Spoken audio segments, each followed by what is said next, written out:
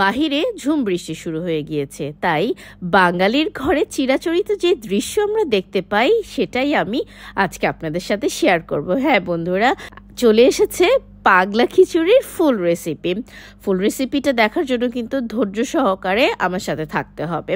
তো পাগলা খিচুড়ি বানানোর জন্য যা যা উপকরণ লাগবে চলেন আমরা দেখে নিই। এখানে আমি 3 টাইপের ডাল নিয়ে নিয়েছি, খেসারির ডাল, মসুরের ডাল আর মুগের ডাল। এগুলো কিন্তু চাইলে আপনারা হালকা ভেজেও নিতে পারেন, আমি কিন্তু মুগ ডালটা ভেজে নিয়েছি। লাগবে ভাতের চাল, আপনাদের বাড়িতে যেই টাইপের চালের ভাত রান্না করা হয় সেই চালটা দিলেই হয়ে যাবে। আর লাগবে সুগন্ধি পোলাওয়ের চাল, আমি এখানে চিনি গুঁড়া চাল ব্যবহার করছি, আপনারা চাইলে অন্য যে কোনো চাল ব্যবহার করতে পারেন। এখন আর কি, সব কিছু ধুয়ে ভালোভাবে পরিষ্কার করে পানি ঝরিয়ে দিব। একটা পাত্রের ভিতরে পরিমাণ মতো তেল নিয়ে নিতে হবে। এখানে আমি কয়েকটা শুকনো মরিচ ব্যবহার করছি, গোটা শুকনো মরিচের সাথে দিয়ে দিব গোটা গরম মশলা, দারচিনি, এলাচ, গোলমরিচ, লং, তেজপাতা, বড় এলাচ, এগুলো দিয়ে সাথে দিয়ে দিব হচ্ছে পেঁয়াজ কুচি। এখানে প্রায় 1.5 কাপের মতো পেঁয়াজ কুচি আছে। পেঁয়াজ কুচিটা দিয়ে আমি সুন্দর মতো এটাকে ভেজে নিব। ভেজে নেওয়ার পর আমি সবজিগুলো দিয়ে দিব। এখানে আমি আলু আর গাজরকে ছোট ছোট কিউব করে কেটে নিয়েছি, আপনারা চাইলে অন্য সবজিও ব্যবহার করতে পারেন, বাট আমার বাড়িতে এই দুটো ছিল, এই দুটো দিয়েই করছি।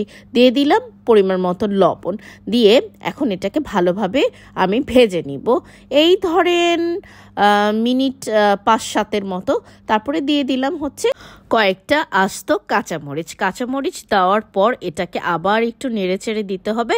এখন দিয়ে দিলাম সেই চাল আর ডাল যেটা আমি ভিজিয়ে ধুয়ে রেখেছিলাম। চাল আর ডালটার পরিমাণ হবে সমান সমান, মানে হচ্ছে আপনি যদি 3 কাপ চাল নেন তাহলে 3 কাপ এই 3 টাইপের ডাল নিয়ে নিতে হবে, তাহলে আপনার রান্নাটা একদম প্রপার টেস্ট আসবে। দিয়ে দিতে হবে রসুন বাটা, আদা বাটার পরিমাণ মতো লবণ দিয়ে ভালোভাবে জিনিসটাকে আবার নাড়াচাড়া করতে হবে। আচ্ছা, আমি কিন্তু এই পাগলা খিচুড়ির ভিতরে গরুর মাংস ব্যবহার করব। গরুর মাংস যদি আপনাদের বাড়িতে না থাকে তাহলে খাসির মাংস অথবা রান্না করা মুরগির মাংস দিয়েও কিন্তু এই কাজটা চালিয়ে দেওয়া যাবে। গরুর মাংসর সাথে কিছু তেল ছিল, সেটাও আমি দিয়ে দিলাম, মানে তেল চর্বি সহ আপনি এই মাংসটা রেডি করে তারপর এটার সাথে অ্যাড করতে হবে। আমার এই গরুর মাংসটা ফ্রিজে ছিল তাই একটু শক্ত হয়েছিল। আর এখন দিয়ে দিলাম পরিমাণ মতো গরম পানি। এখন অনেকেই বলতে পারেন, আপু রান্নাটা যে করছেন এই পরিমাণ যে বলছেন কিভাবে আমরা মেজার করব? এটা আসলে অভিজ্ঞতার ব্যাপার, আপনারা রান্না করতে করতেই শিখে যাবেন। আমি আজকে একটু মাখো খিচুড়ি রান্না করব, তাই পানির পরিমাণটা খানিকটা বেশি দিয়েছি। আর আমি কিন্তু মটরশুঁটি দিয়ে দিয়েছি মাঝে, আপনাদের বাড়িতে মটরশুঁটি না থাকলে দেওয়ার কোনো প্রয়োজন নেই। আমার রান্নাটা কিন্তু প্রায় কমপ্লিট হয়ে গেছে, এখন নেড়ে চেড়ে দিলাম। দেখেন, জাস্ট লুক অ্যাট, কি সুস্বাদু হয়েছে এবং লোভনীয় হয়েছে। আমি সাথে করেছিলাম বেগুন ভাজা। বিশ্বাস করবেন না, এরকম বৃষ্টির দিনে মাখো এরকম একটা বিফ খিচুড়ি অসাধারণ কিন্তু লাগে খেতে।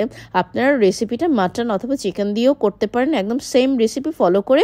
অবশ্যই জানাবেন কেমন হলো। আজকে এই পর্যন্তই, আল্লাহ হাফেজ।